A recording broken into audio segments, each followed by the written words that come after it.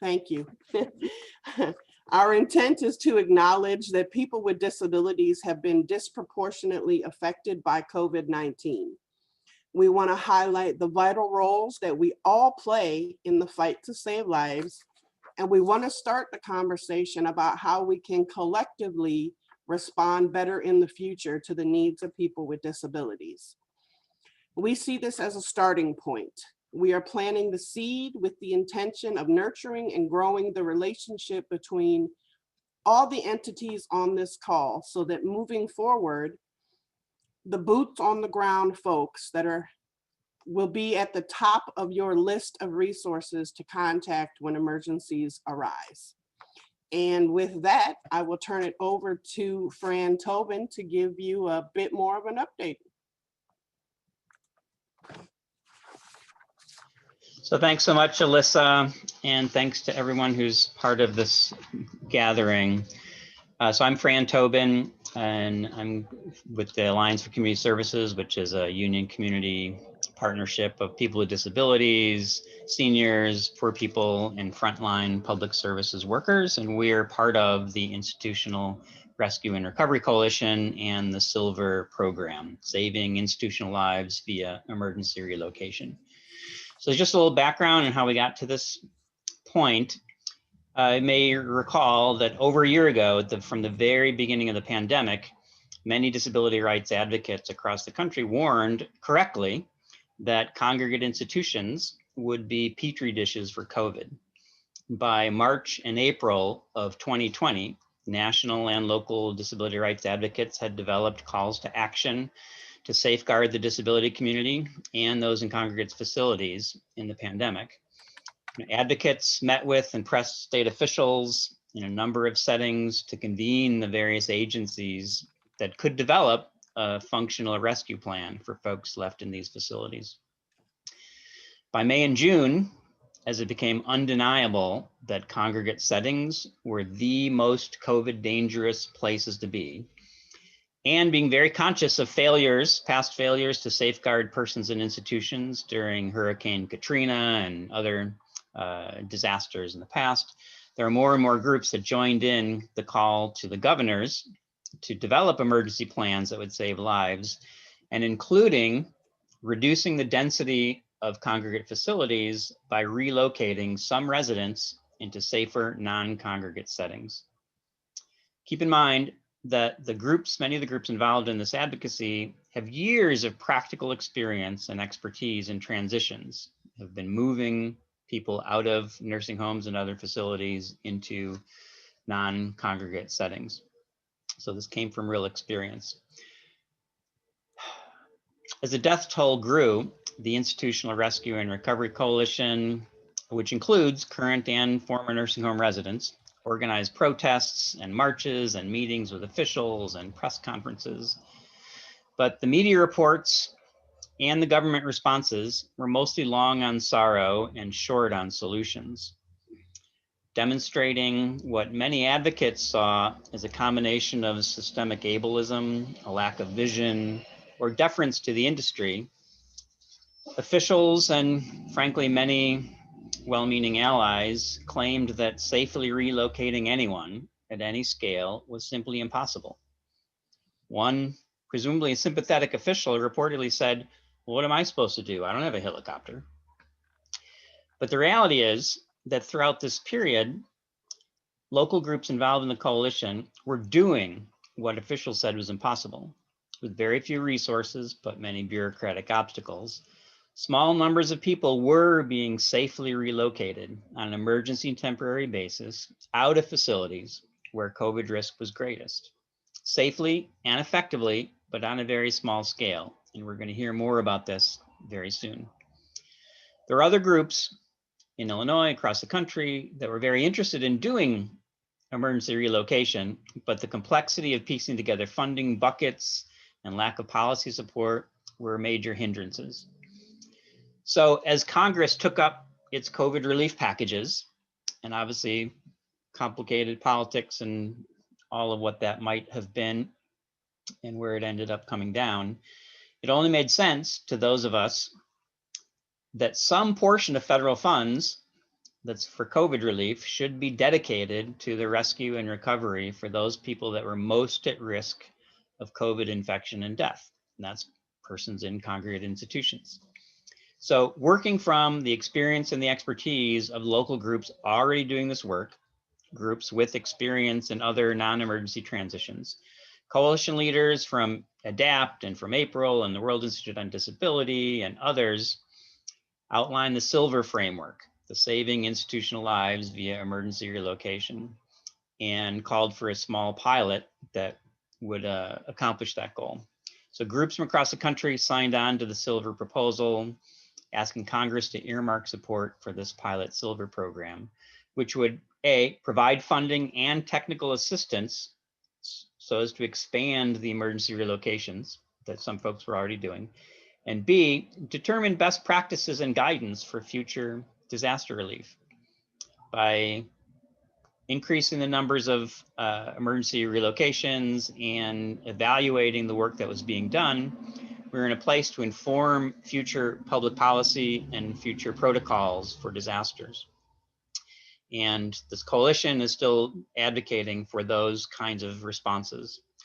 So that's some of the background, and we'll get more into where we go from here.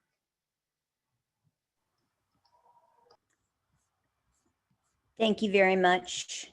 I really appreciate those opening remarks. And I'm Marcy Roth. I'm the Executive Director of the World Institute on Disability and a member of SILVER. And really appreciate April and all who have worked so hard on behalf of people seeking emergency relocation. We asked you to join us today because we need you and we want to work with you. We're here seeking common ground. We're meeting in the middle to save lives.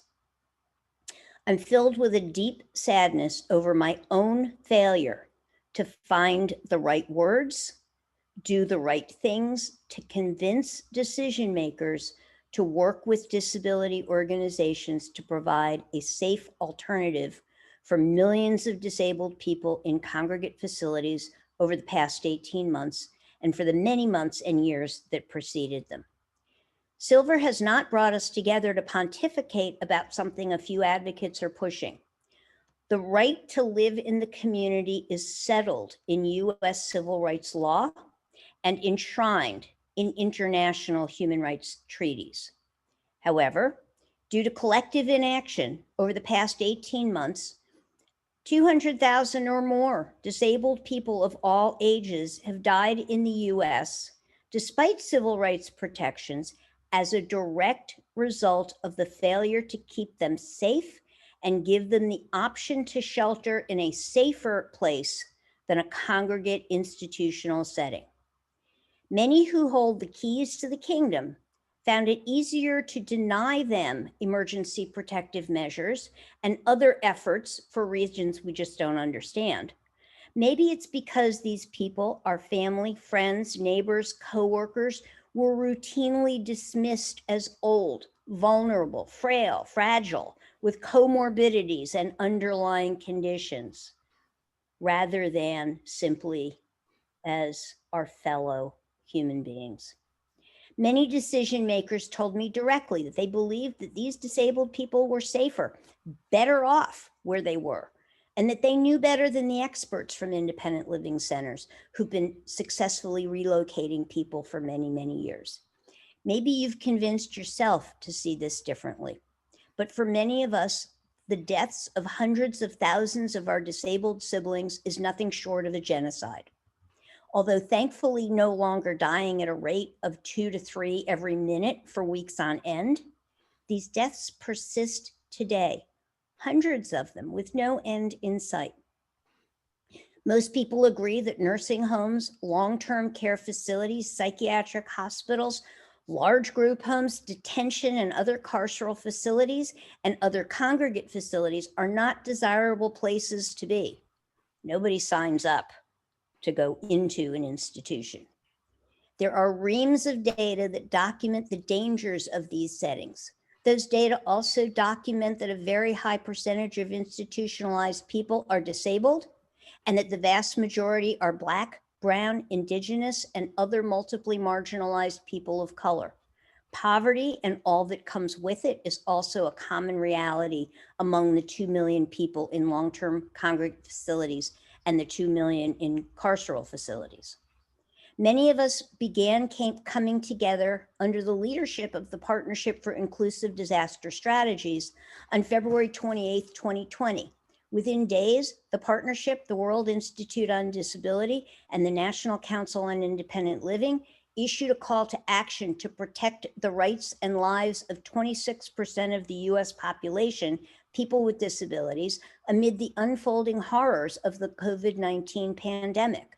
Within days, almost 200 organizations had signed on, calling for immediate federal action to ensure that over a quarter of the population entitled to hard-fought disability civil rights protections would be prioritized throughout what was shaping up to be a devastating and deadly virus.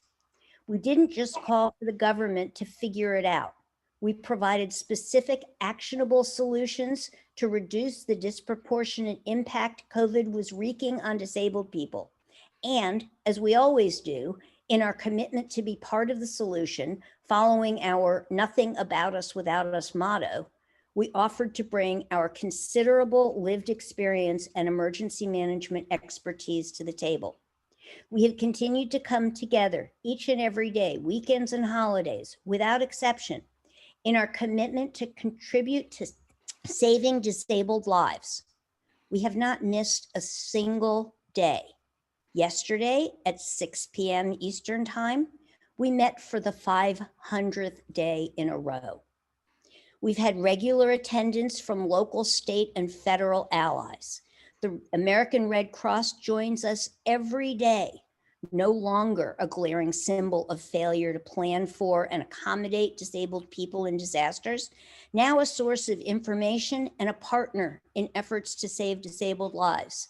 The DHS Office for Civil Rights and Civil Liberties and a representative from the Centers for Disease Control and Prevention are regular attendees too, and we are grateful for their commitment to work alongside us against untenable and surprising opposition. Over a year ago, we were thrilled when we learned that FEMA was rightfully providing states with access to public assistance Category B emergency protective measures funding to offer non-congregate sheltering to people who are unhoused. We thought surely this meant those same resources could be used by states to relocate people in congregate facilities, what the New York Times refers to as death pits, to non-congregate shelter.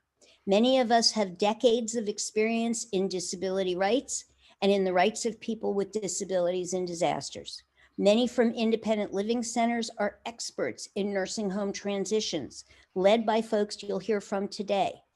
They did all they could to work with their county, state, and federal emergency management and public health officials to allow them to help people asking for help to move from clear and present danger to the relative safety of a non-congregate setting.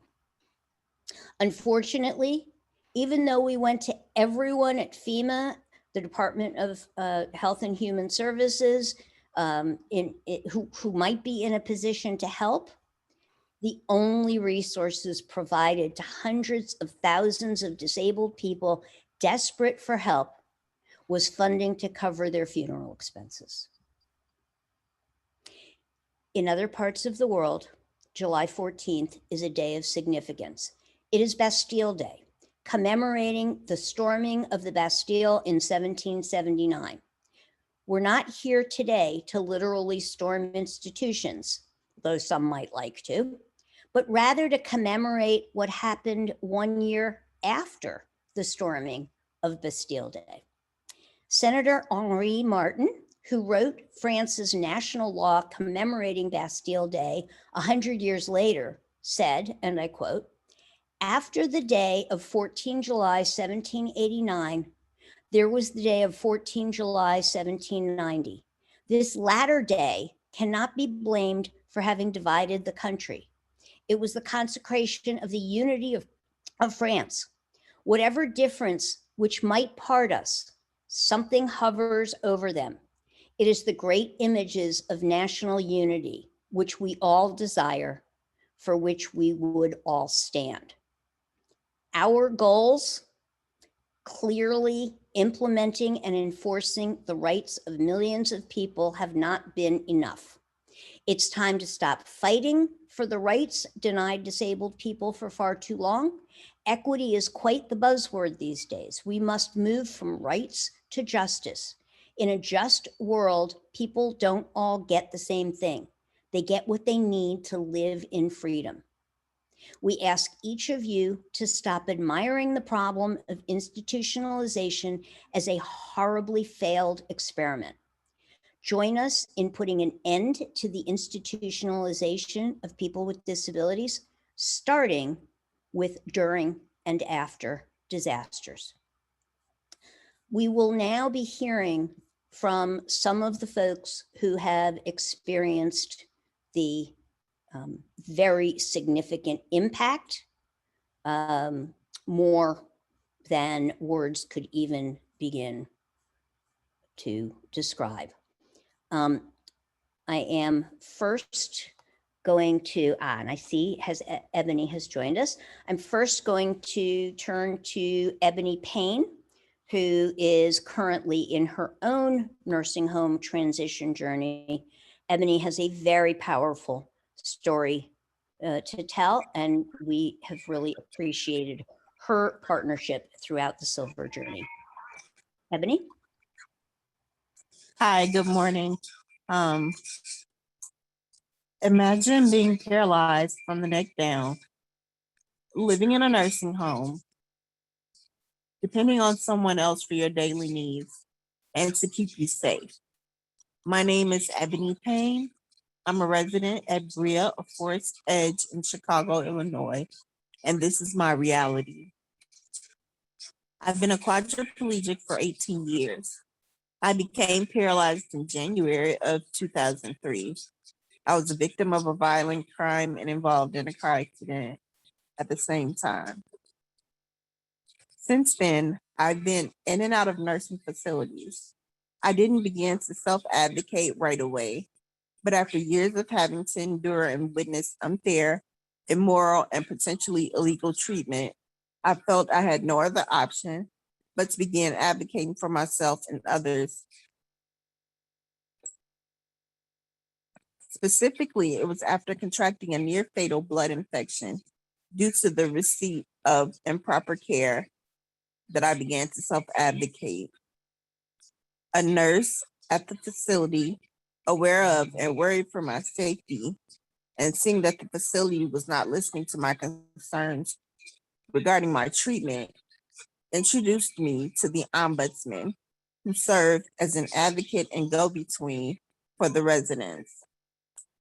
The ombudsmen are a vital tool for me as I directly traversed advocacy on behalf of residents, as well as when I would assist them as they attempted to advocate for themselves. The October before it was announced as a pandemic, my facility, which houses 200 plus residents, experienced an outbreak of residents with flu-like symptoms.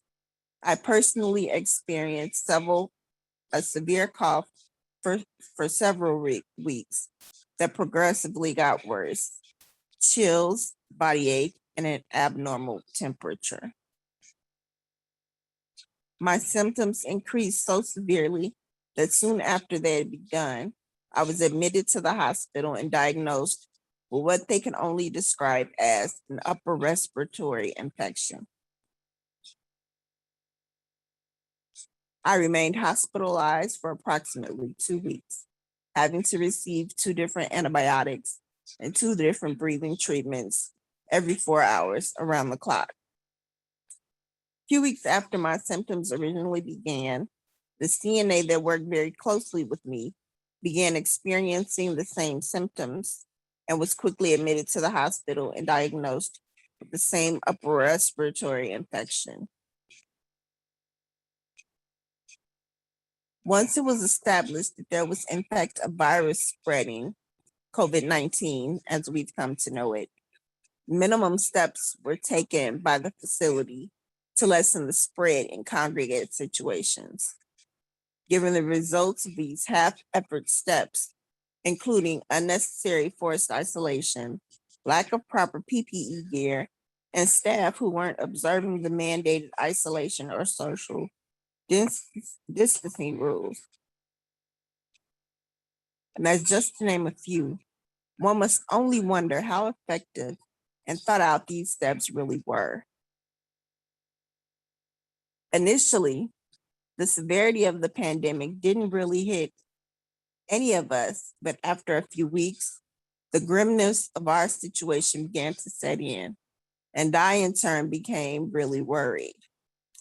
I wondered about the effectiveness of the facility's cleaning procedure and just how sanitary it actually was, especially given the facility's response when the CNAs asked for masks.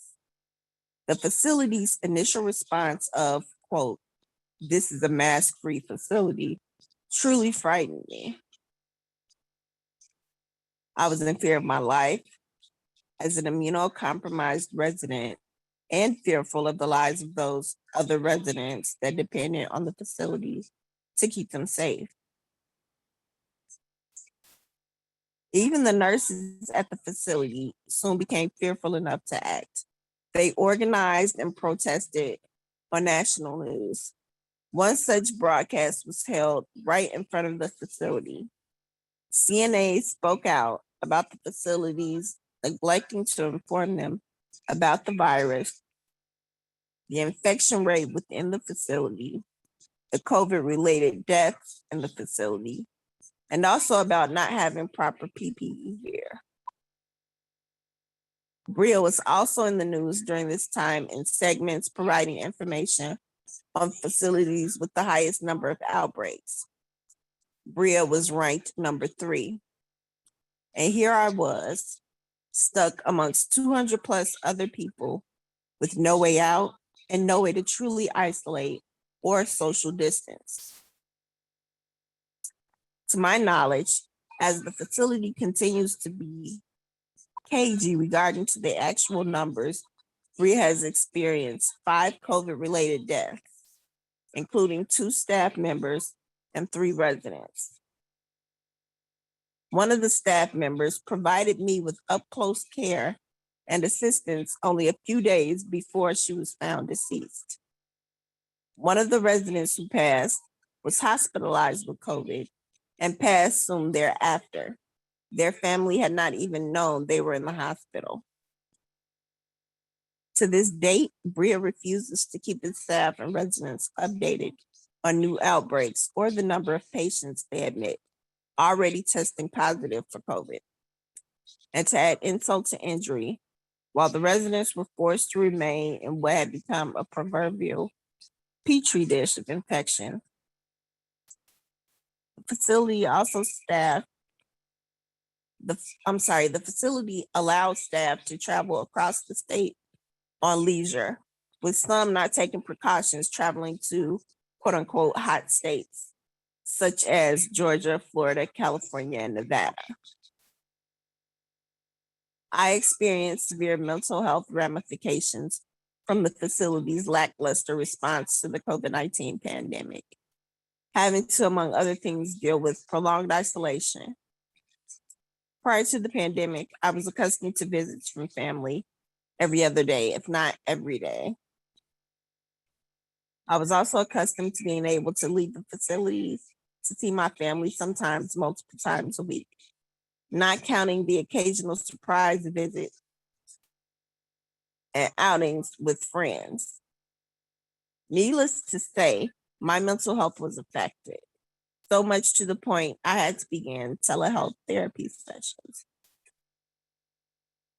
The facility's ill response as the pandemic continued and lessened, and to this day remains in opposition to the CDC and IDPH guidelines. and the industry practices at other facilities. And even in fact, contrary to certain other BREA facilities. BREA has announced itself as a quote unquote as a vaccinated facility. However, there's no recourse for residents like myself who cannot vaccinate due to medical issues. I myself have one working kidney, and the multiple issues experienced with the kidney has left me compromised. My question is, how do people like me protect ourselves? Being in a congregate care facility, I have to interact with people from social workers and administration to kitchen staff, activity aides, nurses, and CNAs. Each of these people have to interact with each other as well as other residents. Now, isn't that the opposite of isolation and social distancing? Why not make a way for people to truly isolate? A way that a resident can interact with one person, giving them the total care that they respectively need. A way to be safe during dire emergencies and life-threatening situations such as this. In an ideal world, those residents like myself who wish to leave congregate facilities will be able to do so. It is much easier to control who you interact with, not being in places like these. This way, if you do become infected, you would know exactly who caused you to be exposed. I would love to be able to leave the facility and be in a place where I can control my environment. Currently, I'm working with the covert program to transition out of the nursing home, but COVID and BREA's response to it has caused a backup in their ability to get and keep the process going in a timely manner. Due to COVID and the facility not providing a safe social distance opportunity for visitors, it's become near impossible for the covert program to properly conduct interviews and to perform assessments.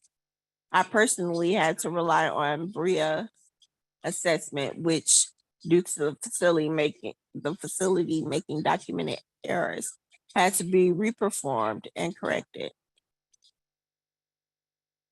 My interviews have now had to be conducted via Zoom or Google Duo, all of which and other items too numerous to go into have turned a 3 to 4 month process into a 6 month and counting ordeal.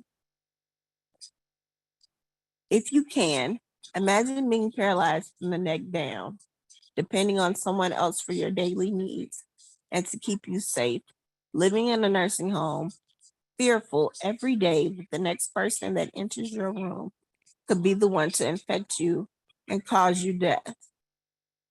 Distressed, depressed, and desperate to get away. My name is Ebony Payne. I'm a resident at BREA Forest Edge in Chicago, Illinois, and this is my reality. Thank you. Ebony, this is Marcy speaking. We cherish your leadership, and I hope that you have gained more allies today in a shared commitment to get you and all others who want to relocate to safety to be able to do that. I want to point out that our colleague Lily Greenman shared in the chat that after looking up BREA's vaccination rates, it looks like only 41% of facility staff are vaccinated as of about 2 weeks ago. Where are the rights of people like Ebony to be safe and protected from the kind of horrific circumstances that folks are experiencing? Unfortunately, our next speaker, someone who I have come to have tremendous respect for. I can imagine that we would never have crossed paths, although I'm so glad that we have. Our next speaker is someone who I'm quite sure didn't plan on being a national spokesperson, didn't plan on taking on the most difficult of leadership messages. But Melissa Hickson, the widow of Michael Hickson and the mother of 5 beautiful children, found herself facing a doctor speaking the most unbelievable words about her husband, and then having to deal with the loss of her husband, Michael. Many of you know some pieces of Michael's story, but I'm so glad that Melissa is here to speak with us today. Melissa? Thank you, Marcy. And I apologize there. I'm sitting outside, so there's an airplane kind of going by right now. Give me one moment here.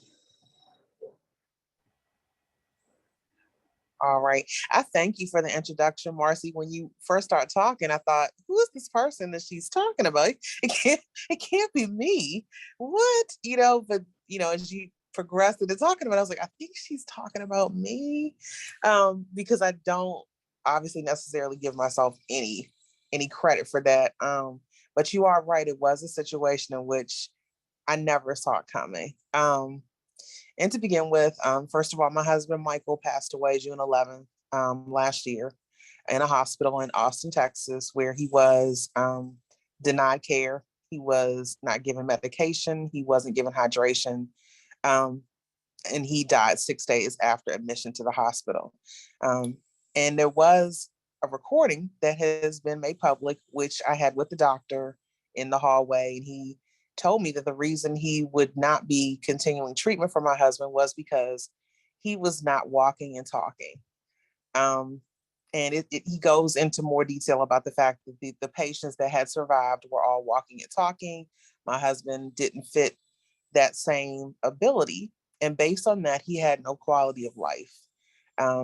And we went back and forth in the hallway about it. And he told me it was up to the state and the hospital to make that decision, but they were going to transition him to hospice at that point. And so they did. And less than a week later, he passed away. That story to me, it doesn't sound like it's mine. But it is. And the reality, when I go back, and I want to talk a little bit about this, about how Michael became disabled.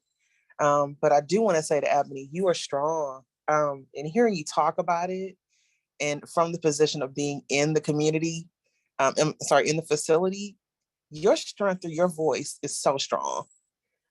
You are doing a great job, and I applaud you for doing that, because that took courage. It was well presented.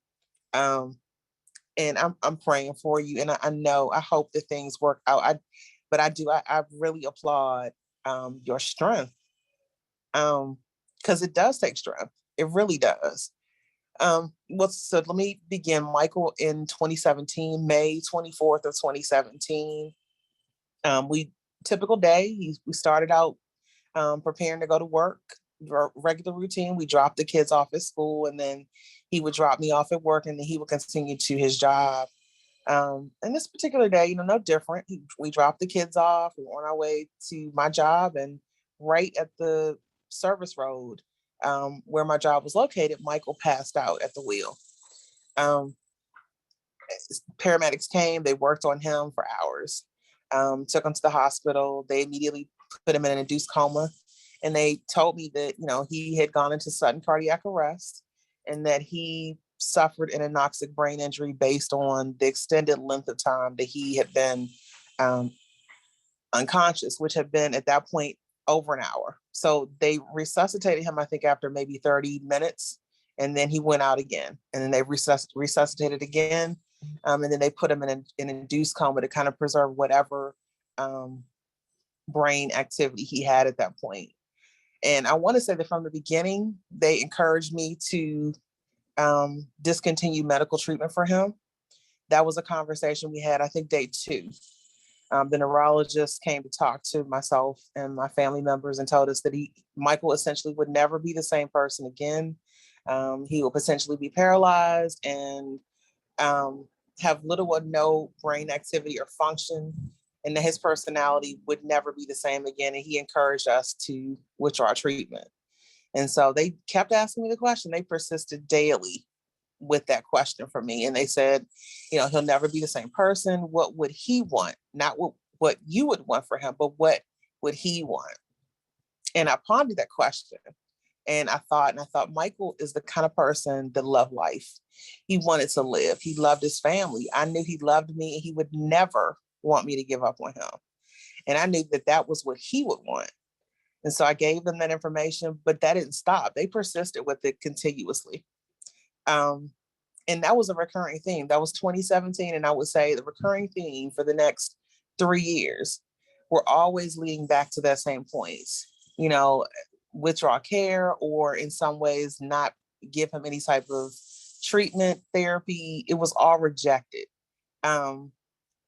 So we come to a point in 2020 last year where he, and Marcy knows about this, the guardianship was an issue and it was contested between myself and my sister-in-law. And a guardianship organization took over, court appointed, and they decided just what I had been trying to avoid the entire time. They wanted to move him to a skilled nursing facility. That wasn't the first time that it come up. In the beginning in 2017, they continuously tried to push skilled nursing. And all through the 3 years, that was the first thing they wanted to do, was put him in a skilled nursing facility, which I kept rejecting because I wanted him to rehab. I wanted him to have therapy. I wanted him to have love and care and support at home is what I really wanted. And I think about what you just talked about. And I know since Michael's passing, I've come in contact with more advocates that support community care. And I wish that I had had access to that information back then. I had no resource or any type of support during the period of time that he was home, which is about 4 months or so. And I was pretty much figuring it out on my own, what to do, who to call. It was pretty much me. And Michael was 300 pounds, 6 feet tall, and he was paralyzed from the waist down. He'd also lost his sight. He was blind, and he suffered just short-term memory loss here and there. But the primary caregiver for those months he was at home was me by myself. I could not get an aide to come when I finally did through dads. They were unpredictable. She would come sometimes or late or just not continuously present. But the one thing I missed was the resource of someone to help me at home. He looked good at home. He got the best care at home. He needed to be at home. But all the time I kept getting pushback on that he needed to be in a facility. And that was a recurring thing, pushing the facility. And then he would have bouts of pneumonia and just different things that go on with people that are quadriplegics. And that would force them into the hospital. And of course, the conversations in the hospital would always be discharged to a facility, pushback from caseworkers, social workers. As far as that was concerned, fighting insurance was another issue. But, I had to continue to fight that for him to make sure he got the best care. I was his advocate, his person, communication wise. I understood every movement he made, his body language. We've been together for so long with 5 children, and I was his advocate. And when he went into the hospital the final time in 2020, they took that away from me. So the primary person that was his advocate, that was his eyes, his ears, his mouth, they removed from the situation, and they became fully in charge of his care. And they made the decision to not offer him care.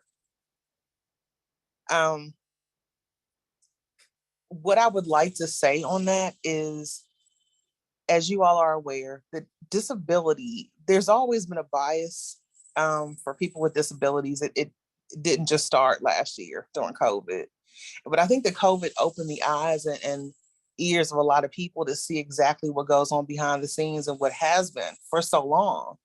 And I hope that we all use this opportunity to really, really, really just press in on this, to make people understand, people that are not familiar with the life of either someone with a disability or the family of someone with a disability, that they are overlooked, that they are considered, less than human. There is bias, whether it's unconscious or unconscious, there's bias there. And unfortunately, it happens quite frequently with the medical community. But that's something at this point we can use to our advantage and make sure that we make people see this, that there's bias, there's intersectionality. Michael's the clear example of that one. Black male with a disability, clearly intersectionality there. Accessibility as well. We're talking about lately in Texas, the voting rights and the fact that the Democrats left here to go to DC to fight for that. And one of the issues, of course, is accessibility for people with disabilities. The other issue is going to be support for people with disabilities. That's almost non-existent as well. And it's because not enough light has been shined on the fact that there's a need for support. There's a need for accessibility. Those are really important things that we need to stress. And I mean, Marcy is aware of the bill that I attempted to go through Texas legislature, the legislative session. That was the HB 3063. And that would essentially cover people that don't have an advance directive, that are under guardianship. And we know a lot of people that are disabled are under guardianships of some type. And when they do that, you lose your rights. And so this bill was supposed to be in place for families to be able to make a decision if there's an end of life or critical care decision. And of course, that bill didn't even see the light of day. It didn't even make it past the House to take a look at. And that's really important. Passing legislation is going to be key. As you can see, that just issuing a guideline of some sort doesn't work. There needs to be legislation in place to keep people accountable for what they're doing and what they're not doing correctly. And so I hope that we all stick with that. I know I'm in it to win it completely at this point. I did not become an advocate, at the beginning by choice, but since Michael's accident, since the numerous issues I've had over the past 4 years, it is my commitment as long as I live, that I will continue to fight for that. And I won't stop. So I want to thank you, Marcy, for giving me an opportunity to talk today. I know I've talked quite a bit, but thank you so much for the opportunity. And if ever you need anything, let me know.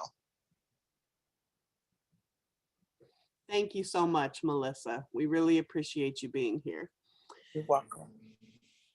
And next, we're going to move into our boots on the ground folks, best practices. First up is Misty Dion. She's the CEO of Roads to Freedom in Pennsylvania. Go ahead, Misty. Thank you. Hi, everyone. This is Misty Dion. Thank you, Alyssa, for that introduction. And it's a pleasure to be here with so many of you who actually worked and spent time to try and save lives, and in many cases, save lives during this pandemic. I was fortunate enough to have connections with many of you and make connections soon after learning of COVID with many of you, which helped us to provide the emergency relocation services that our agency provided. I work for the Roads to Freedom Center for Independent Living of North Central Pennsylvania, and we have transitioned individuals for many decades successfully, and in many cases watched their quality of life improve and the length of their life improve. It's been a blessing, and it is what has kept me interested and a part of this Silver program. Although we provide many services, in addition to the nursing home transition services, we also provide attendant care services and advocacy services. Those three services are what allowed us to relocate individuals who were on our nursing home transition list, and those who family members or themselves contacted us scared that they were facing or seeing death knocking on their institutional door. We worked to request the assistance of our local emergency management, our state Department of Human Services, the Office of Long-Term Living, which provides our Medicaid services, and a few managed care organizations. We requested that they assist us in helping to save the lives of these individuals by allowing and collaborating with us to move these people into hotels and dormitories where we could provide the services that they needed to keep them safe, to allow them to be socially distant, and to avoid them contracting the COVID-19 virus and dying. In many cases, we received pushback. We received pushback from the state, from our local county emergency management, from our commissioners, from the very officials in the hospital and nursing facilities that we were requesting to coordinate with. We were told that hotel rooms were not safe for people who lived in nursing facilities. And in many cases, in all cases, we proved them wrong. We moved individuals into these facilities and provided them with the attendant care services, the durable medical equipment, the transportation, and food and any other service that they needed. We coordinated with their families so that they weren't isolated, so they had the support and the connection that they needed to continue through this very, very hard time.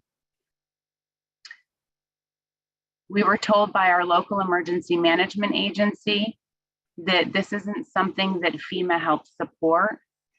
FEMA is there for natural disasters, and in many cases, that means moving people from nursing facilities into another facility.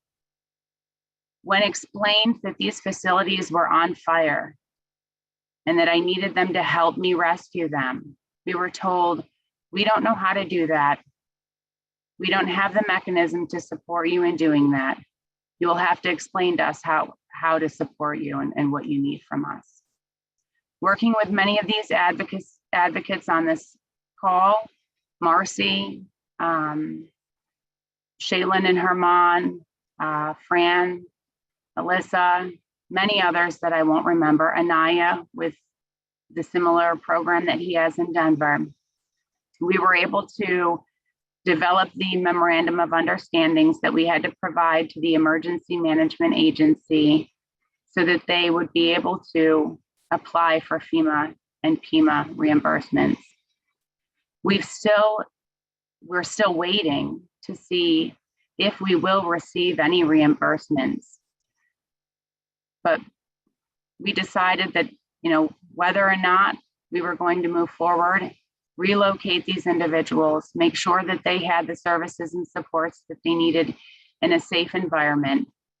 And I hope that today, those of you listening and those of you that are in positions with the departments that have any interaction with emergency response and with assuring that individuals living in institutions will follow this with providing action, with putting supports in place so that others who are able to provide emergency relocation services have the finances, have the supports, have the connections needed to make it possible so that we can save more lives instead of sitting back and watching this horrific genocide continue. Thank you again for having me. And if there's any questions later, I'd be glad to help. Thank you so much, Misty, for everything that you guys do. And we're going to move on to Anaya Robinson, who is with Atlantis in Denver, Colorado. Hey all, I'm Anai Robinson. My pronouns are he, him. I'm the Associate Director at Atlantis Community, Inc. We're the Center for Independent Living, covering the Denver metro area in Colorado. Thanks for that intro, Alyssa. I'm honored to be here to speak with so many fierce advocates for our community who put their whole selves into saving as many lives as possible during a time that too many continued to not appropriately prioritize those dying at the highest rates. Much like Misty in Roads to Freedom, we saw so many of our community members imprisoned and dying in congregate settings throughout the pandemic. We saw a severe need that was not being met by any other entity, so we came together with several state and community partners to create a pilot program using CARES Act dollars and other funding streams to build and implement an emergency transition and diversion program to move folks immediately into hotel rooms while supporting them getting into permanent housing in the community with the services they need. We've been utilizing this pilot not only for transitions from skilled nursing facilities, but also assisted livings, acute care hospitals, rehab hospitals, and congregate shelters for folks who are unhoused and at risk of being institutionalized. After failed conversations with our local emergency management agencies, we quickly realized FEMA funds were not going to be made available to us to support our siblings in congregate settings. Our local agencies informed us time and time again that they were already contracting with providers who support people experiencing homelessness and did not have the ability to take on anymore. We quickly shifted to CARES dollars, grant funding, and individual donations to begin our work. It took us months to get confirmation from ACL that we were able to use CARES dollars for this type of work, so we had to weave in other funding options as we raised them, which created a significantly slower start than we had wished for. We partnered with our state division of housing to get access to state-funded housing vouchers for those consumers transitioning and diverting through this program to ensure that after their time in the hotel, they could have access to affordable, accessible, integrated housing. Our pilot centered not only around supporting people with disabilities getting into spaces where they were able to safely distance and shelter in place, but also people experiencing homelessness who needed the same safe spaces and connections to employment. We partnered with 2 local downtown Denver hotels to provide significantly discounted room rates in comfortable, clean, and safe hotels, and work closely with our HCBS case management agencies and state Medicaid office to expedite eligibility determinations. One of our main partners is a local nonprofit that provides employment supports for people experiencing homelessness. Through this partnership, we were able to identify individuals who wanted to be in the workforce as care attendants. We used Colorado's consumer-directed service delivery models to hire these individuals to provide care for those transitioning and diverting, and ensured they had safe shelter or were also able to live in the hotel. While they were there, the attendants had a period of time with no living expenses while receiving income, so they were also able to get themselves housed once the individuals transitioning moved into their permanent housing.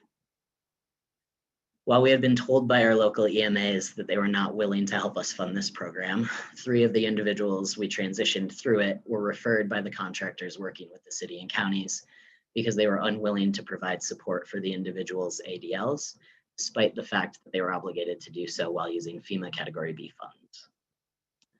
Though our pilot had some bumps along the way, as they always do, we have been able to support 6 individuals getting into permanent housing, 4 others working to get into their permanent homes in the community, 4 attendants have been housed, and not a single individual in the pilot contracted COVID once they entered the program, even after moving into their permanent housing. Imagine what we could have done had we had clearer and earlier guidance on CARES funding, less restrictive funding, more funding streams, and more partners connected and committed to doing this work throughout the nation. We need to find sustainable ways to continue this work. We need to find diversion programs throughout the country, and we need to fund diversion programs throughout the country in real ways to ensure that no one has to end up in a nursing facility when the next pandemic hits. We have to ensure that what we've seen happen to our community, who have fought for decades to free our people from institutions, does not go unnoticed or unremembered, and is used as a catalyst to create systems that make it easier to live in the community with the services folks need to thrive than it is to get stuck in an institution.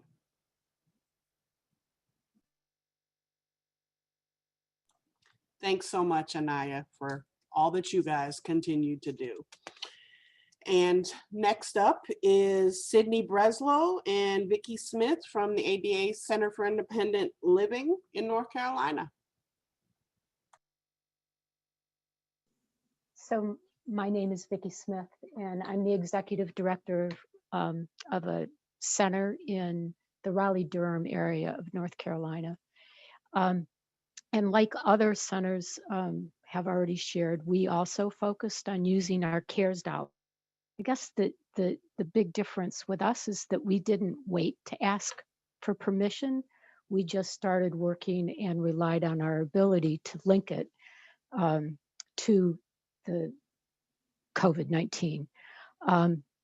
So we temporarily housed in hotels 40 eligible consumers who were homeless because they either lost their housing because they couldn't afford it and were now homeless, or people who were being released from state prisons after a big outbreak of COVID in those facilities and other places.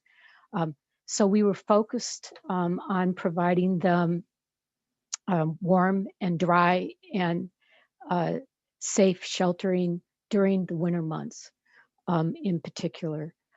We wanted to save enough of our CARES dollars to be able to help remove financial barriers to getting into housing, which we immediately started looking for when they became a consumer. We did all of this through an automated process, which Sydney helped develop because she was getting all the calls because she's our information and referral specialist. So I want, and I know we're on short time frame here, so I wanted to give Sydney an opportunity to talk a little bit about the process and how we documented, because I think that was key to justifying this use of money. But we did get about a quarter of the people that we put in the hotel program permanent housing. And that's quite a feat in our area because affordable, accessible housing is almost non-existent. So, Sydney? Thank you, Vicki. As Vicki mentioned, I'm the Information Referral Services Manager at Alliance of Disability Advocates. So the first step in the hotel program was the application, initial application, where we asked about family support, budgeting money, and their current housing situation. So and before we even did that initial application, the staff members tasked with looking through all the resources to make sure there's no other option, because we wanted this to be the last resort due to funding restrictions. So all the resources were exhausted. We had them fill out an initial application, which determined their eligibility for the program. And then if they were approved by Vicki, they would Vicki or one of our other staff members would pay for the schedule reservation, pay for the hotel. When the reservation was up, they would then fill out a renewal form, which reassessed their eligibility for the program by asking what their update was on their current permanent housing goal. So what steps are they taking to get permanent housing? Because in living, we want the consumer to be in control of their lives and their decisions. So we want to make sure that we follow the IL philosophy. And so the renewal form was just a simple form where we asked them about the end of the goal, and then we also asked for their hotel information and how long they wanted to renew for. So that's the process that we took, and I think it was a very successful program. I wish we had more funding to continue it, but unfortunately the funding is running out, and we want the goal is to get people in permanent housing now. So thank you for your time, and pass it over to the moderator. One more follow-up is the reason why we had a renewal process every 2 weeks, which was key, is that we wanted to focus the community inclusion specialists on really working hard on finding permanent housing. So, they constantly had to be checking in and documenting their attempts and where they were going. It also gave us an opportunity to be able to find out what was working and what wasn't working. So thank you. Thank you both, and thank you for the work that you guys do. And next on the list is Kirsten Onanga, and she is at the Access to Independence, I think, of Eastern Corridor of Iowa. It's a bit of Yep. a long title. I'll turn it over Yes. to you. So yes, that it is a long title. So we just say Access to Independence, and we've also shortened it to A2I. So thank you so much. First thing first, thank you so much for inviting me to share what our agency's been doing, what A2I has been doing with transition and diversion services. So A2I is a very small agency in Iowa. And prior to CARES Act, it was not possible for us to have somebody focus 100% on transitions. It just was not possible. We did not have the funding to do that. So because of this, our time was torn between all of the independent living specialists. Our time was torn between all of the 5 core services. With CARES Act, we've been able to hire somebody full-time to strictly work on transitions. And that person is me. I applied for it and I was able to get it because I was the one doing transitions beforehand. So anyways, so with our transition services, we had to figure out what we were going to spend the money on to help people get out. So some of the examples of things that we decided were very crucial was anything that had to do with transitioning. And examples would be storage facilities that people were renting that housed their things while they were in the facilities. Transportation for appointments to engage in the transition process. This would be example would be individuals having to have home accessibility mods, like the assessment or the estimates of them, like them going there and being a part of it, following that aisle philosophy. Technology to help individuals both while they were in the facility and also outside of the facility. So a lot of times individuals get in there that, they don't have access to internet, they don't have access to cell phones, they're just kind of dependent on who is able to get them that phone at that moment in time. So we were able to provide them with some technology to be able to communicate with not just their family, but also us, to keep us updated. And then initial housing costs, furniture, rent, application fees, etc. I will say that a bulk of our referrals have been actually diversions. And when we talked about keeping people out of facilities in the first place, we want to make sure that happens. The easiest way for a person to be in the community is to stay in the community and not have to enter a facility.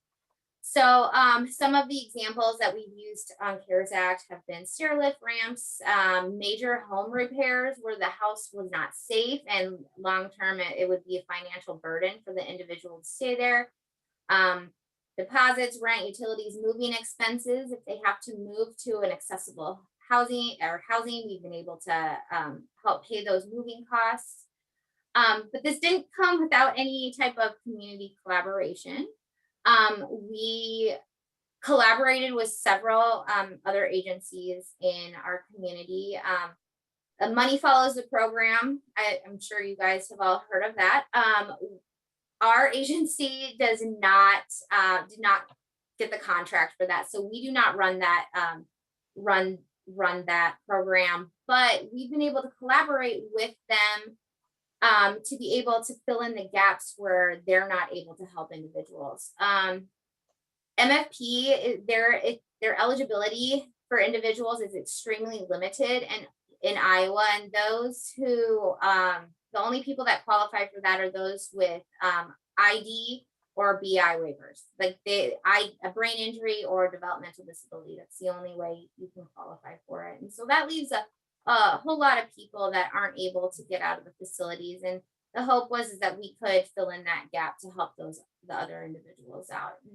MFP, they allowed me to train with their new hires to be able to see how they run their programs and hopefully increase education to the state on what we're doing. And it's been a really good collaboration so far. They've also shared with me all of their community resources that they have that I wouldn't have always. A lot of times individuals are wanting to move outside of our service area. I know what I have in my service area, but on the other side of the state, I'm kind of lost. So luckily they've been able to help me with that. Also, we were able to fill in the gaps for some of the individuals for first month's rent because MFP is not allowed to pay for first month's rent. So that was something that we felt like we could help with that. That's something we can provide with the CARES Act, and we have been doing that. We also collaborated with Habitat for Humanity. Since the majority of our referrals have been diversions, it's been crucial for us to develop this relationship and offer contract build services for home mods. We have made a wonderful connection with our local Habitat for Humanity, and they've referred individuals to us in need, as well as serving as contractors for the builds in the service area. So that's kind of at a low cost, and we kind of back and forth refer people to each other. So it's been pretty awesome to be able to connect with them. A large part of my role has been education and outreach to build community knowledge of the services and the capacity that we have. Prior to this, prior to the full-time position, it was just not something that I was able to do. And luckily, I've been able to focus 100% on transition, and that includes the education part. So from pre-existing relationships we had through our AAAs, we were invited to present at all 7 of their county task force meetings on transition and diversion, informing them of the program and offering our services. This is a great way for the people in the rural parts of our service area to learn about the program. We utilized our summer interns, gotta love those interns, right? To send out surveys to identify facilities in our service area to get more information on the transition needs that they had in those facilities. And it's also been very crucial for us to be in connection with the managed care organization case managers in the facility.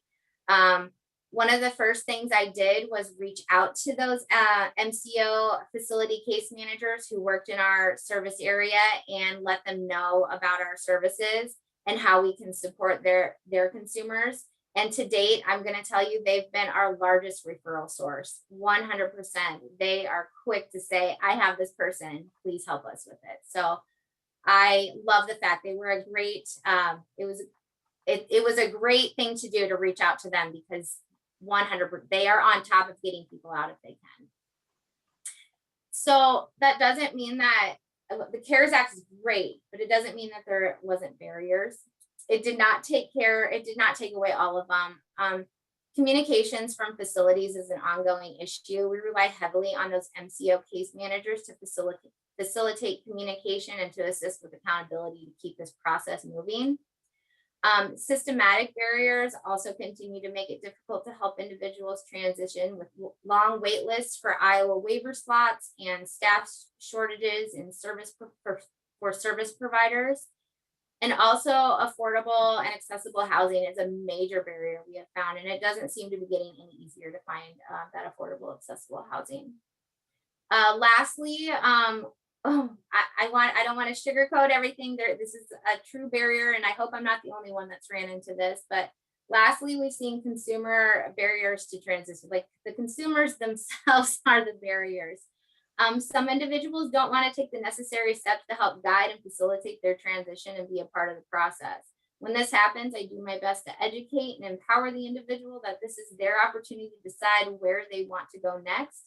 And oftentimes we see consumers struggling with the idea that smaller steps may be needed to reach that end goal. Ultimately, though, it is the individual's choice, and I will respect that choice. And we do what we can to support the consumer in planning the steps set them up for long-term success. So thank you guys so much for allowing me to share about what our agency is doing. And if you have any questions, feel free to reach out to me. Thank you very much, Kirsten. This is Marcy Roth speaking, and thanks to all of the folks who are leading the way nationally, navigating through a real scattershot mishmash of little bits and pieces of money and resources and programs.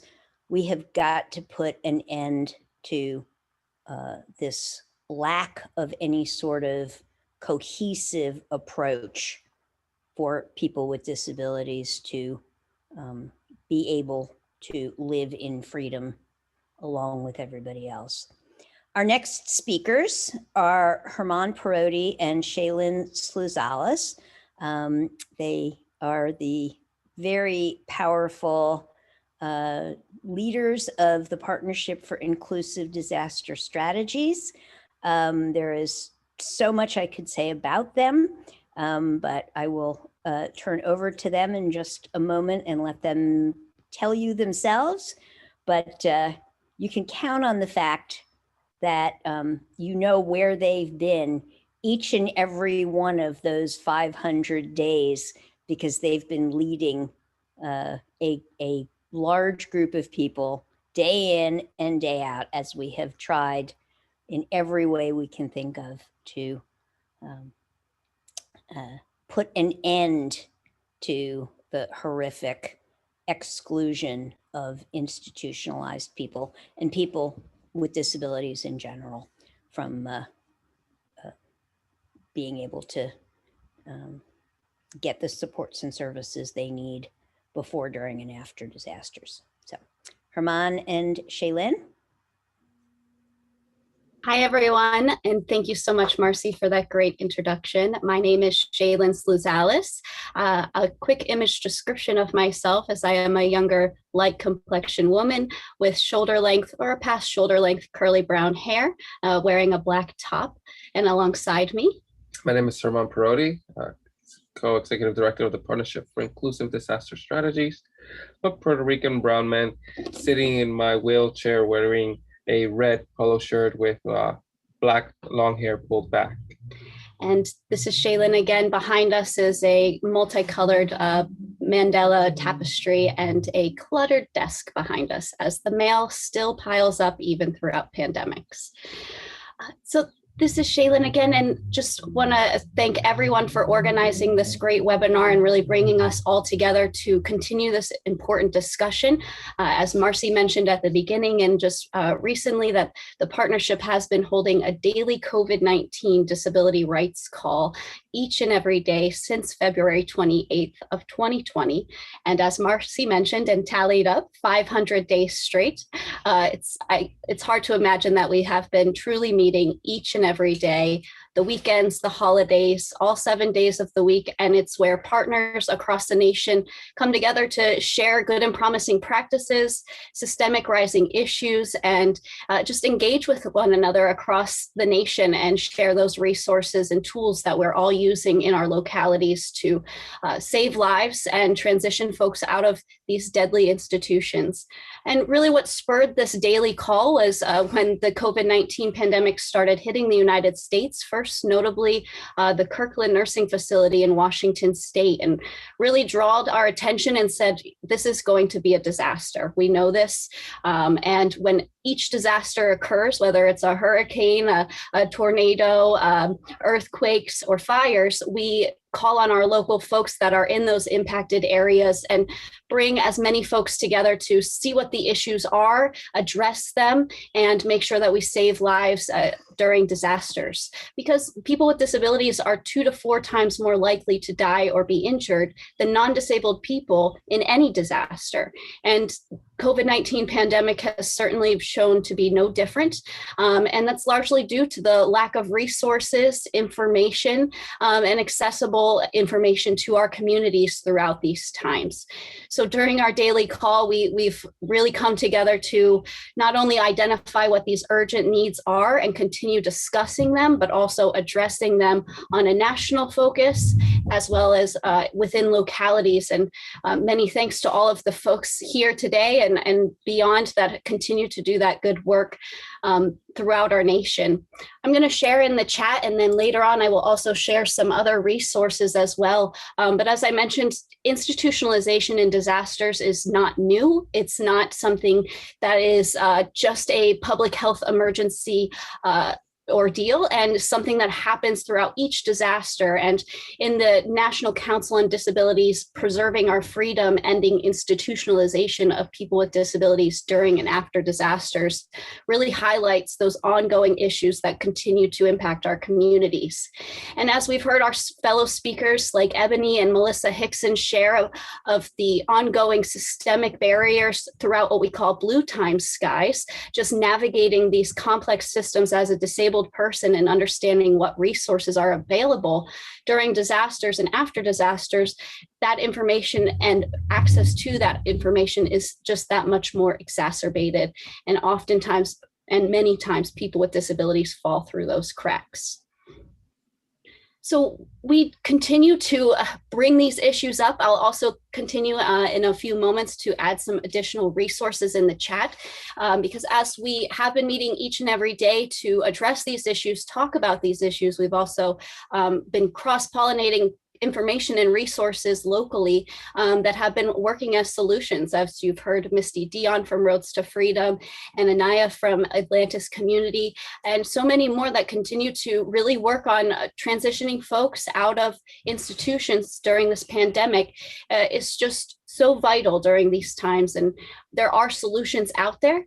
One of the biggest barriers that we see during disasters, including now, is the 1135 waivers. That truly is what expedites these nursing home placements during disasters. It pretty much eliminates all of the red tape that is usually there during blue sky times and just allows for those admittance very quickly. And we see that in a typical disaster like a hurricane or fire after sheltering. And oftentimes folks are being institutionalized during leaving shelters. And we're seeing now when folks are entering things like hospitals for treatment, they're most times getting placed into skilled nursing facilities, as Melissa Hickson really emphasized what was kept happening to Michael as well. So these are things that they're not new. They continue to happen, and they have been here long before this pandemic. And there are solutions that would certainly make a difference for our communities. One of them being if Centers for Independent Living were explicitly written in the public and policy guide for FEMA's public assistance of Category B funds that would allow for reimbursement to go directly to these nonprofit organizations that are doing the hard work, as we all heard today and will continue to hear, and would allow for that reimbursement to go directly to them rather than having to navigate the complex systems of being in a good relationship with your local emergency management agency and being able to get through all of those processes that can often take so much time that we see people with disabilities continue to die in nursing facilities while they wait to get transitioned out and while they wait for the red tape to disappear. So these kind of solutions, as well compensating with the local solutions that have been identified today and beyond, is what we need moving forward. As Marcy opened up, institutionalization, the congregate setting phenomena is a failed experiment. This country, the United States, had a massive explosion of deaths during a large amount of time. The United States and still had twice as many more deaths as the next country because of our institutions, because of congregate settings. The gamut of the care industry is putting us in placements where, like Ebony well described, is killing us. During disasters, and the NCD report clearly states, this has been ongoing And during this pandemic, it has exacerbated why we need to close the front door.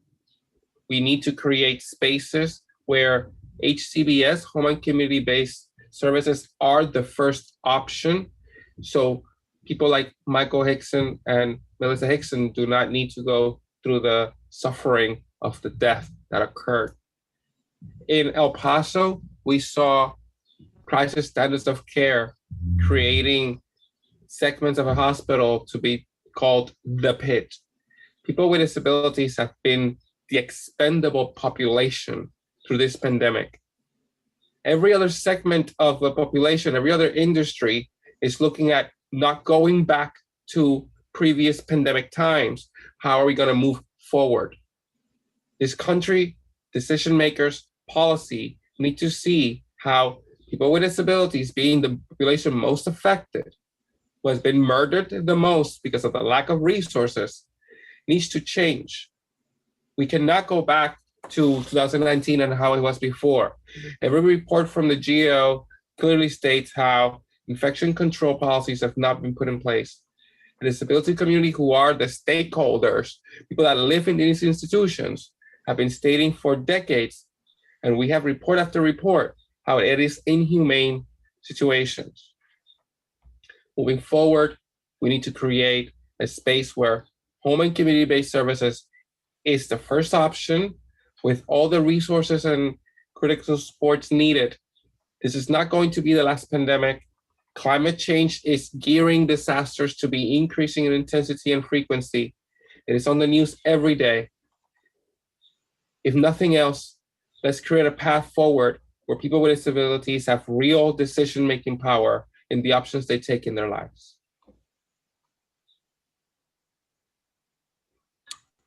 Thank you very much, Herman and Shaylin. And we are now going to hear from somebody who's been a longtime friend and partner in crime, somebody who has stepped up many times and most recently into a leadership role as part of the White House COVID task force. Andy Imparato, who has worn many hats over the years and is currently the Executive Director of Disability Rights California. Thanks for joining us, Andy. Thank you, Marcy. And I'm going to be brief because I really want to listen to the others, and I really appreciate this opportunity. So let me just start with the Disability Rights California hat. This morning I was a little bit late because we're engaged in a mediation to try to resolve an Olmstead lawsuit in Alameda County. And I don't know if we've mentioned Olmstead yet on the call, but I think everything we're talking about relates to the right to receive services in integrated settings. So as we think about kind of an after action analysis of the pandemic, and I know this was an important theme for the NCD report that was referenced earlier, it's really worth thinking about the Olmstead failures that we experienced before the pandemic that set us up for the failures of the pandemic, and what we can learn from that if Olmstead is going to be real post-pandemic. I'll just mention one thing we did. We worked on crisis standards of care in California. I think some of you know that our state came out with draft crisis standards of care. And Melissa, thank you for your compelling testimony and advocacy and leadership.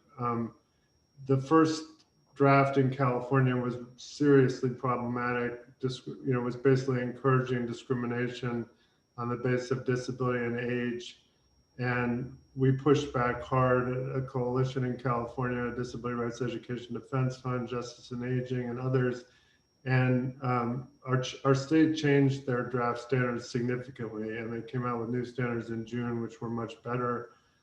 Post-pandemic, I think there's an opportunity for the Office of Civil Rights at the Department of Health and Human Services and other civil rights enforcement agencies to give national guidance to the whole country on how to do crisis standards of care in a way that does not discriminate. There's a lot of inconsistency and a lot of lack of knowledge of how to do that within the public health world and within the kind of medical and hospital world.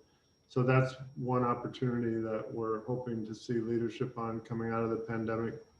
And then I also wanted to mention, we had to sue the California Department of State Hospitals to try to get people who were immunocompromised or otherwise at high risk of dying from COVID moved into a safer setting.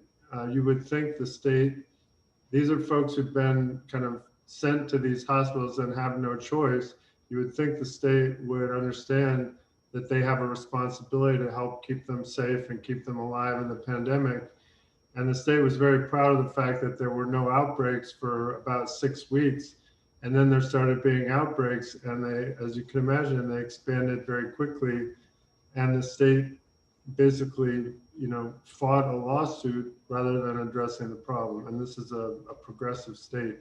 So I just think that's an example of the scale of the problem that we have. I appreciate on this health equity task force that Marcy referenced that I got appointed to in February, we have Homer Venters on there, who's a physician who's focused on basically the health and safety of people in carceral settings. That's his expertise. He's traveled around the country. So he's coming forward with good recommendations on, how we do it better post-COVID. And that's really the purpose of the task force. We are advisory, similar to the National Council on Disability. We don't make policy, but we are advising the White House and the COVID-19 response team on things that they can do to learn lessons from the pandemic, promote equity. The chair of our task force, Marcela Nunez-Smith, I think has been very consistent that disability is part of the equity conversation. The executive order that created us called out disability. I know you all have done a lot of work around data and trying to improve data, and I noted the contributions from the University of Montana in the chat.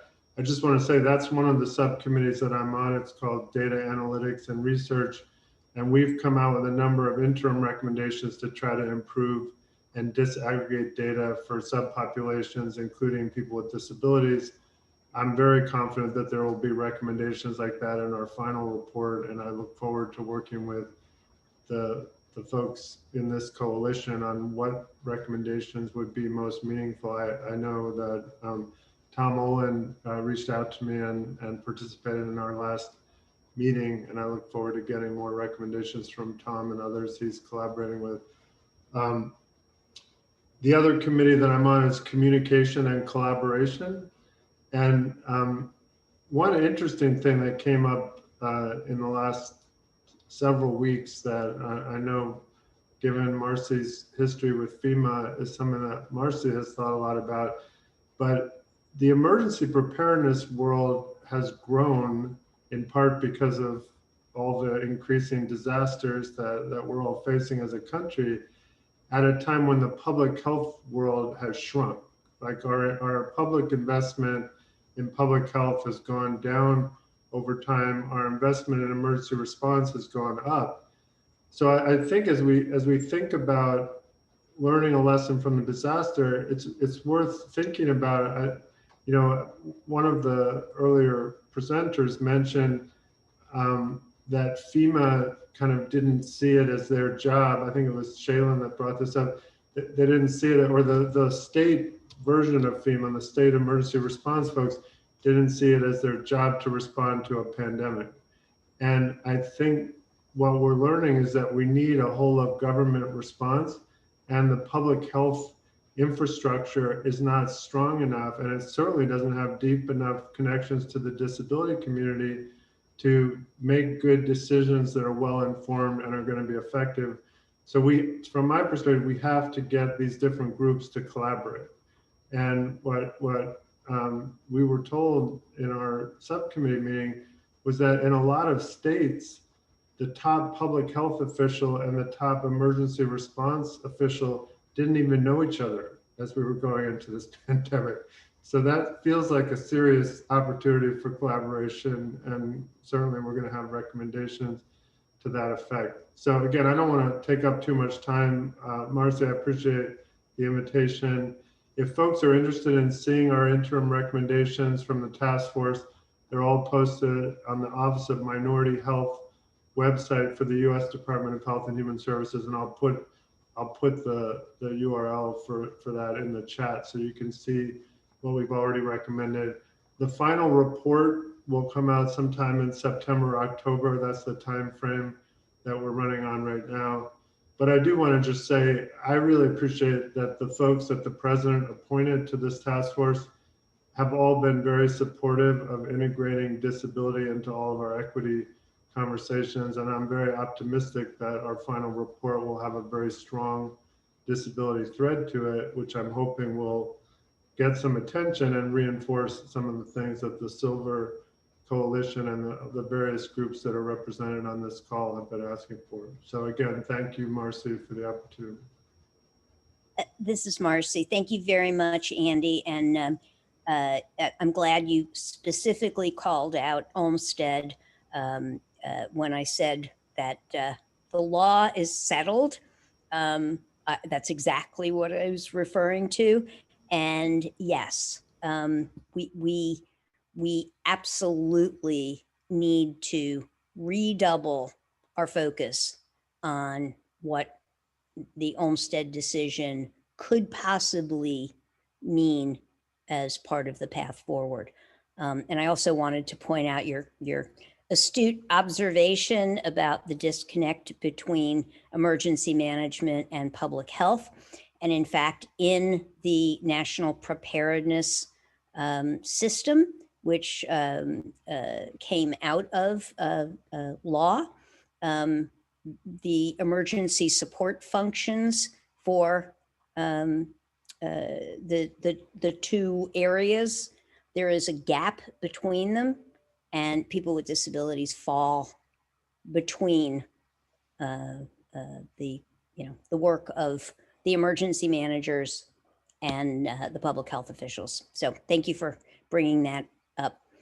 One of the smartest things that President Joe Biden has done has been to appoint our next speaker as the chair of the National Council on Disability, an incredible leader. Before he was moved into the role as chair of the council. And we're really very grateful that he said yes, and looking forward to hearing what you have to say, Andres Gallegos. Marcy, thank you, but that's going to ruin the president's chance of re-election, I tell you. I am Andres Gallegos. I'm proud to be the chairman of the National Council on Disability. I'm also proud to be a person with disability having sustained a spinal cord injury resulting in quadriplegia 24 years ago. I'm joined by my colleague, senior staff attorney at the National Council on Disability, Amy Nicholas. Amy is our resident expert on all things emergency planning, emergency response, and is our liaison with FEMA. When Marcy and Barb Pritchard invited us to be part of this, Marcy's instructions to me were absolutely clear. And she said, just shut up and listen. I'm listening, and it's been a sobering discussion. And by the fact that we're having this discussion means that we at the National Council on Disability haven't done enough to push our partners in FEMA and in other federal agencies to do what needs to be done and do that expeditiously so that we're not having these conversations. And I can tell you that we had a conversation with the new administrator of FEMA yesterday, and with her staff, and we are committed to strengthening that relationship and continuing to be a stronger voice, not only for this coalition, but for people with disabilities in general, to address these critical needs. One of the things that we're doing at the council that I think is critically important here is we're looking at the lost opportunities over the last 4 years or so, and determining, what reports, what policy recommendations we've made in all areas, but particularly in the areas of institutionalization during emergencies, to seeing what recommendations have not been, did not take either with Congress or with whichever agency that we deemed would have primary jurisdiction for taking it and implementing. And we're re-looking at those issues and re-looking at different strategies to engage them to ensure that our policy recommendations are considered and followed through. So we can assure you that our 2019 report on ending institutionalization during emergencies was not the last that we have to say about that issue, and we'll continue to focus on that as a priority. I also want to say, with respect to Melissa Hickson and Ebony Payne, I think when you look at the definition of strength in any dictionary, you'll see the pictures of both of them. I'm proud to be representing Melissa and her family as a disability rights attorney to address the issues that she experienced in Texas. And I'm also proud to say that Melissa is a friend of mine and just incredibly blessed for having her advance the issues that she's addressing in Texas and throughout the country. So I'm going to let Amy Nicholas speak to this as well, please. Good afternoon, everyone, and thank you for having us. As Andrea said, we did meet with the new administrator of FEMA on Monday to discuss some of the recommendations from the 2019 report. And we also discussed some of the concerns regarding the Category B funding and eligibility of independent living centers and receiving the funding.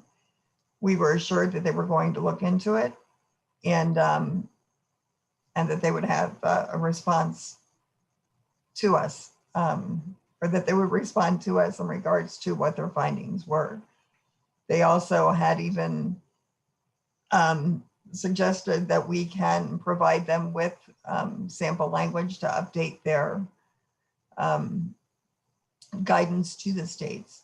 So that will be something, as Andrea said, I wear the hat of the emergency management liaison at NCD, that I will be reaching out to the partners that I've worked with for the last number of years to get to rely on your expertise to help with that language and what needs to be changed, what language needs to be provided, so that local state emergency operators have a clear understanding that these funds are and should be made available to ILCs.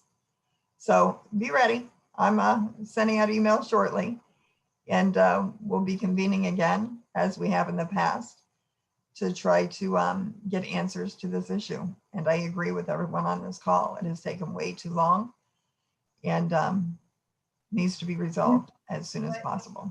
This is the only thing that was in the mailbox. Thank you. Thank you very much, Amy. Much appreciated. I know that Allison Barkov. Oh, I'm going to ask folks to mute their phones. We have a variety of folks who might like to weigh in, but I'm really pleased that one of the first presidential appointees that we reached out to, Allison Barkov, said yes, she would join us today. And when I asked her if there was anything she would like to say, she said yes. So without further ado, Allison Barkov, who is the Acting Assistant Secretary for the Administration for Community Living. Great. Thanks, Marcy, and thanks for having me on the call again. It was, really helpful to hear from so many folks about the barriers that continue to exist. I've worked alongside so many of you throughout the COVID pandemic, and so switching into this new role inside of the administration, I really come in with the urgency that I know we all share in addressing the longstanding institutional biases that we've faced and that just have had such a spotlight shown on it throughout COVID. I think some things that are really important that I just want to highlight is I think the opportunities that we have to really leverage some new resources, and would really like to partner with all of you in making sure that we're doing that in the best way possible. I think in ACL and working with the administration, I'm putting together a budget going into fiscal year 22. The crucial role that Centers for Independent Living play in transitions, it can't be understated. And that's why we worked so hard to include increased funding, very significant increased funding to the SILs. We just saw this morning the House Appropriations Committee moving that. And we think that really the urgency over the next several months of helping people transition out, diverting people from going in, has never been stronger. We heard a number of people in the call talking about the fact that the lack of affordable, accessible, and integrated housing continues to be a barrier. I'm not sure if our colleagues from HUD are on, but that's one place where HHS and HUD have really, from the beginning of this administration, started thinking about how can we partner and leverage our shared resources. There are housing resources that are out there and unused. I think, Misty, we've been on several calls where we've talked about the fact that there are housing choice vouchers targeted to people leaving institutions that are sitting unused. And we are really working on how to build that relationship and make sure those referrals are happening. There are far too many people stuck in nursing homes and other institutions because they can't access housing. And that's a key issue. Just the two other things I want to highlight.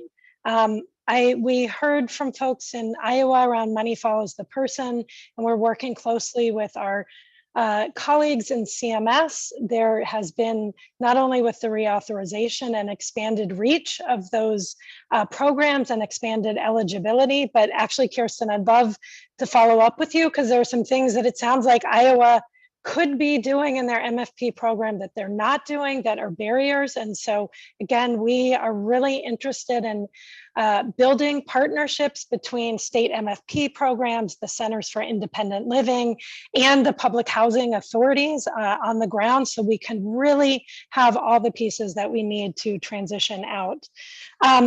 Finally, I'm sure I'm not telling people things that they don't know, and y'all have been involved in advocacy on the ground in your own states.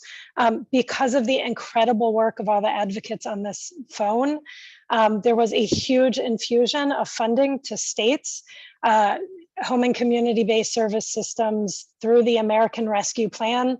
It's really an unprecedented opportunity, and in the allowed uses is diversion, transition, working on connections between services and housing, a whole list of things that we have talked about. And I think ACL is incredibly interested in working with all of you, lifting up best practices that are happening across the country and making sure that $12.7 billion is put to incredible use in keeping people out of institutions, returning people back home. And then finally, we are working incredibly closely on the whole range of issues that Andy framed out around COVID, crisis standards of care, visitation policies, and hoping to move not only best practice guidance, but regulations in partnership with the Office for Civil Rights. So this is not dependent on who is leading an administration, but really becomes the path forward, and not just the law, but very clear set out in regulations. So with that, I'll just end by saying thank you to everyone on this call. Again, I've been part of many of those calls in my prior life. And again, Shaylin, Herman, Marcy, so many people who literally every evening, tried to identify the issues and really worked on saving lives. And I think we have some opportunities before us, and really looking forward to partnering with all of you to really bring those to fruition. So thanks, Marcy. Thank you very much, Allison. We really appreciate that. And we'll take you up on working together in every way we can. It's the only way we're going to move forward. We have about 10 minutes. Are there other federal folks who would like to respond?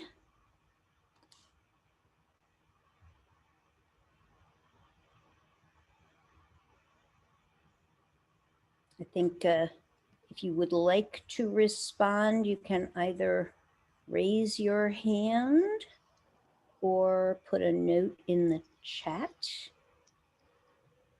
And either way, we'll make sure that we can get you turned on, your mic on, so you can comment.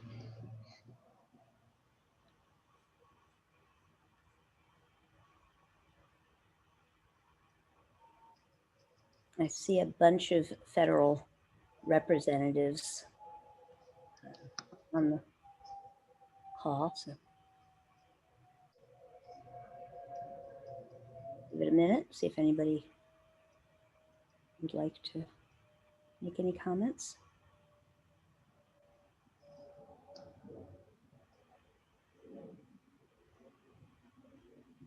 Okay. Let's see. Linda Mastandrea says that she would be happy to jump in for a moment. If you could please promote her.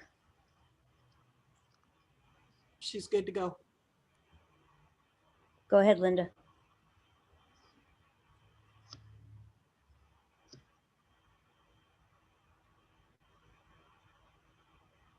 All right, I'm trying to unmute myself and turn my video on. Okay, here we go. There I am. Good afternoon, everybody. Linda Mastandrea with FEMA, and wanted to thank you all for the opportunity. I've been listening and taking careful and copious notes, and appreciate the opportunity to listen and to hear everyone's concerns and take this back for action. As you heard from Andres and Amy, we did have a productive discussion with the FEMA administrator the other day to talk about a way forward to address this issue that has come up time and again, and about Category B funds and how we can most effectively use those in disaster and emergency situations to assist people with disabilities. And though the answer hasn't been the one that folks have wanted to hear for many months prior, we have been working to figure out how to appropriately address this and move it forward. And I think we are, I'm cautiously optimistic that we're inching closer to an answer that I think will get us where we need to go to get people the assistance they need. So again, cautiously optimistic on that. But I want to thank you for hosting this really important discussion, for giving me the opportunity to listen in. I will be taking all of this feedback back to the administrator and having a follow-up discussion with her on the way forward. So that's all I have for now, but thank you so much. Thank you, Linda, and thank you for joining us and for speaking up.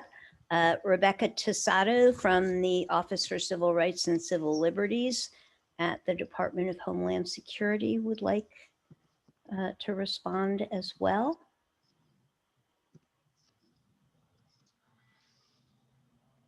I'm not, are you? I'm not seeing Rebecca. Are you on a phone? Let's see. Maggie, is Becky with you?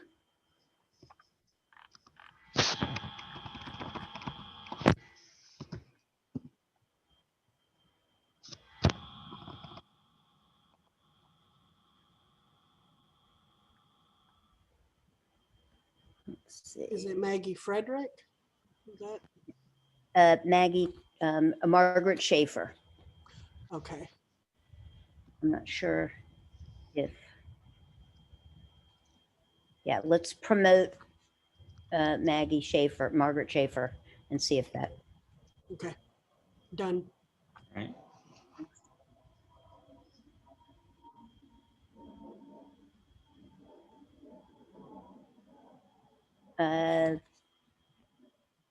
Maggie, go ahead, or Becky, go ahead, please.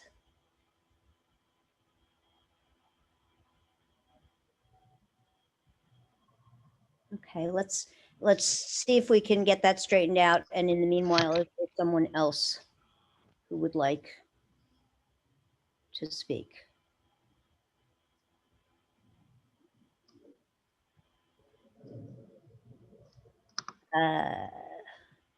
Louise Ryan. I see Louise Ryan has their hand up.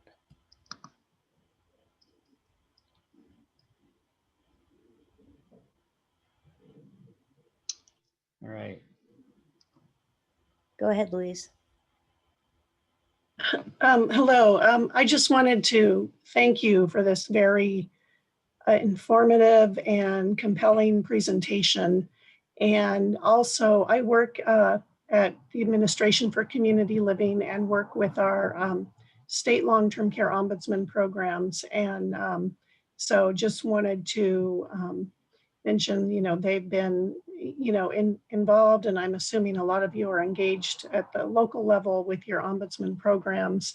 And so just to kind of put out a reminder that they are a resource on transitions and in responding and have been responding to, all of the issues that you've raised so eloquently. And so I just found this just a great synthesis of everything in kind of one session. So it's just really helpful. So thank you very much. And, I know Allison, is certainly in carrying the message forward. And likewise, the Ombudsman program is equally concerned and, supports certainly, of course, transitions and rights, and that people can live wherever they wish with dignity in the way that they want to live. So thank you. Thank you very much, Louise. This is Marcy speaking. Really appreciate it. And let's see, have we, here we go. I see that Becky Tussato is now able to speak. Go ahead, Becky. Hi, good afternoon, everyone. Marcy, can you hear me okay? We can hear you great. Great, wonderful.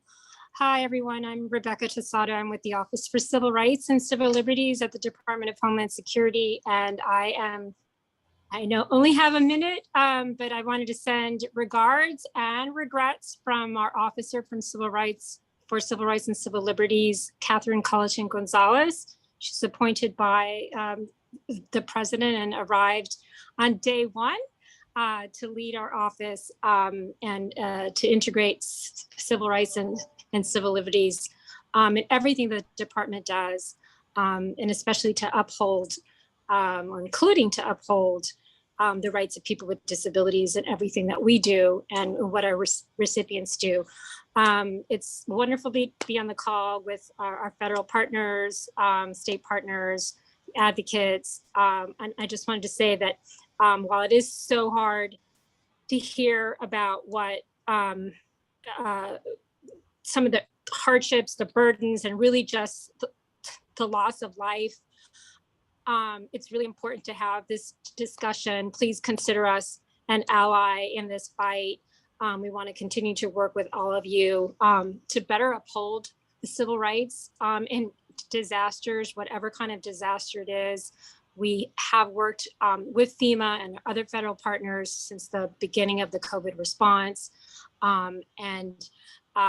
We are here to help find the solutions and work with all of you. You do have a direct line to our office, Maggie Schaefer, and just very happy to be part of this conversation today. Thank you so much, Marcy. Thank you, Becky, and thanks to the Office for Civil Rights and Civil Liberties for always making time on the calendar to work with us. I'm going to turn back to Alyssa for closing comments, but before I do, I just want to say I would like to think that we have turned a page. I would like to think that this was an opportunity for folks to come together, talk about what's gone wrong, and we will look to the Silver leadership and to April to bring us all back together again for specific next steps. Alyssa? Ma'am. This is Alyssa with April, and I want to thank everyone who took time out of their day to be on this call and to participate. It is, I love when a plan comes together. And we hope this is one of many next steps. And again, I just want to reiterate that the people you heard from today, we are your allies at the federal level. We want to be the first card in your Rolodex. When you are looking for resources to respond to people with disabilities in disasters and other related issues, we are here. That's what we do. So we hope this is the very first step. And in the words of Yoshiko Dart, lead on. Thank you everybody so much for being here. This is Marcy. I believe Fran, Billy Altum from April also wants to say a last word. So bringing Billy in.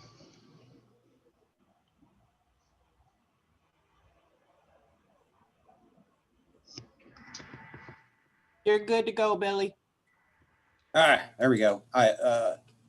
For some reason, I cut out there for a second. And since we're right at the end of time, I wanted to make sure that we kept everybody extra just a moment. But all I really wanted to say is that as a person with a disability, I am so thrilled that each and every one of you are my advocates. I value everything that each and every one of you do. So thank you so much for doing all the heavy lifting a lot of times. I just wanted to make sure that you knew how much I appreciate all of you. So thank you.